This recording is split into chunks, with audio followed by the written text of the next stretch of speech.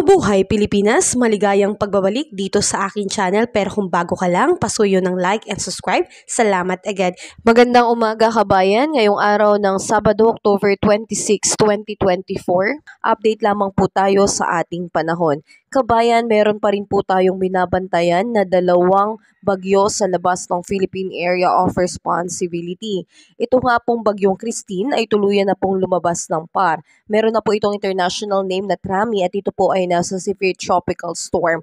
Nasa labas na po ito ng PAR sa layong 630 km west of Bacnotan, La Union. Ito po ay merong maximum sustained wind malapit sa gitna na umaabot po ng 95 km per hour at bumubugso up to 115 km per hour. Ito po ay patuloy na kumikilos pa westward at 20 km per hour. Samantalang ito naman pong tropical storm sa labas ng PAR na may international name na Kongray ay nasa layong 1,825 km east of Central Luzon na may maximum sustained wind na aabot ng 65 km per hour at bumubugso up to 80 km per hour. Ito po ay kumikilos pa northwestward at 35 km per hour. So ito pong Kongray na to, pag pumasok ng Philippine Area of Responsibility, ito po ay magkakaroon ng local name na Leon. So inaasahan natin kabayan na sa pagpasok nitong bagyong Leon, inaasahan natin na hihilain po nito papasok itong bagyong Christine muli sa loob ng PAR. So, etong galaw po ngayon ng Christine, as forecast po ng Pag-asa, inaasahan na ito po ay magluloop o mag-curve pabalik ng Philippine Area of Responsibility by Monday po. So, inaasahan natin bukas unti-unti na po itong liliko pabalik po ng Philippine Area of Responsibility. So, nakakapangamba ito kabayan, pero as forecast po, posible po itong manghina, maging isang ganap na LPA na lamang sa pagpasok nito sa Philippine Area of Responsibility. Sana nga po maging ganon at wag po ito ma-develop into typhoon dahil mahirap na po na dalawang bagyo sa loob ng PAR ang siyang nakakaapekto po dito sa ating bansa. Samantalang ang forecast na paggalaw naman po dito sa bagyong Leon, if ever pumasok po, inaasahan na ang pagpasok po nito ay ngayong week po, this coming week po. By Monday po, ito po ay medyo malapit na po sa kalupaan ng ating bansa.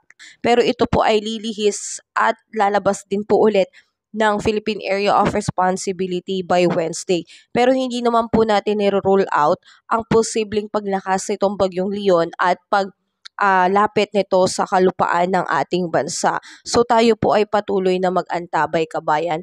Alam mo ba kabayan, noong 2016 ay meron na rin ganitong senaryo na kung saan meron tayong dalawang bagyo na halos naghahabulan sa loob ng Philippine Area of Responsibility. Ito po si bagyong Karen at bagyong Leon.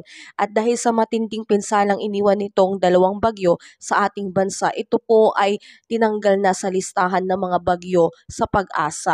Pero ngayon kabayan, parang muling nagbabalik itong dalawang bagyo, pero ang pangalan na po ay bagyong Christine at bagyong Leon. So magkahawig no kabayan, yung isa Karen, ngayon Christine. Noon Lawin, ngayon naman ay Leon.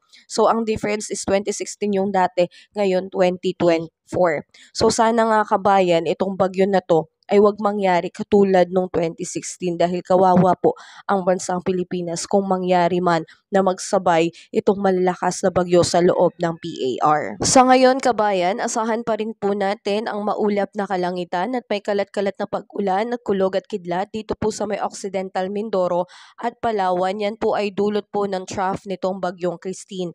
Posible pa rin pong magdulot ito ng mga biglaang pagbaha and landslide lalo na po sa mga prone areas natin. Samantalang dito naman po sa may Visayas, Zamboanga Peninsula, Northern Mindanao, asahan ang pagkakaroon ng cloudy skies with scattered rains and thunderstorm.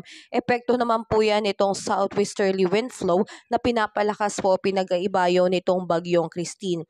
Nariyan pa rin po ang posibilidad ng pagkakaroon ng flash flood and landslide due to moderate and heavy rains po. At dito naman po sa Metro Manila at ilang matitirang bahagi po ng ating bansa, expect na po natin na mas maganda na po ang ating panahon kumpara nung mga nakaraang araw. Ay naasahan natin na mas maaliwalas po ang ating panahon ngayon, although may posibilidad pa rin po ng pagkakaroon ng biglaang buhos ng ulan, dulot po yan itong mga localized thunderstorm. Kaya kung may tayo man po ay lalabas ng bahay, ugaliin pa rin po nating magdala ng payong bilang pananggala sa mga biglaang buhos ng ulan. May posibilidad pa rin po ng pagkakaroon ng mga flash flood and landslide. Kaya tayo po pa rin ay mag-ingat. Asahan natin kabayan na ang ating air temperature ngayong araw na ito dito sa Lawag ay aabot po ng 31 degrees Celsius, Tuguegarao 31 degrees Celsius, Baguio 20 degrees Celsius, Metro Manila 31 degrees Celsius, Tagaytay 27 degrees Celsius at sa Legazpi po ay 32 degrees Celsius.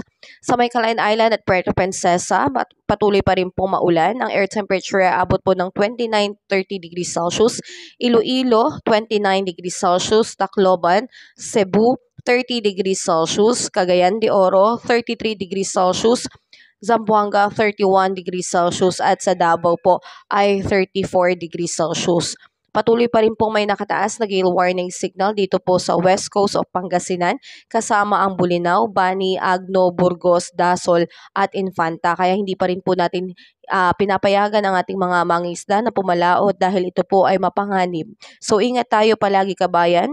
Kabayan, kung nakatulong sa iyo ang video na to, pasuyo naman ng like and subscribe at pahit na rin po ng notification bell para updated ka sa mga susunod ko pang ulat panahon. Ingat tayo kabayan, God bless po sa lahat.